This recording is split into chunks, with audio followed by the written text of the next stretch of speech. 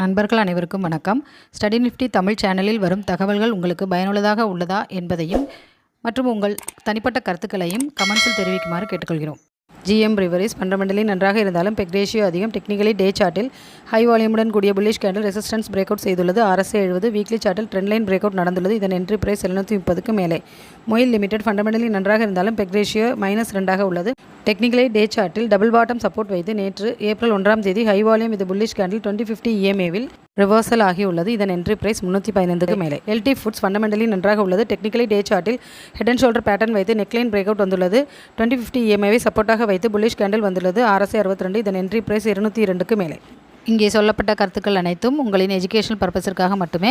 நீங்களும் சொந்தமாக அனாலிசிஸ் செய்து உங்களுடைய கருத்துக்களை நம்முடைய கமெண்ட்ஸில் தெரிவிக்குமாறு கேட்டுக்கொள்கிறோம். ஸ்டடி நிஃப்டி மலையாளம் மற்றும் தமிழ் டெலிகிராம் குரூப்பில் ஜாயின் செய்வதற்கு மேலே கொடுக்கப்பட்ட வாட்ஸ்அப் நம்பருக்கு மெசேஜ் அனுப்பி பயன்பெறுமாறு கேட்டுக்கொள்கிறோம்.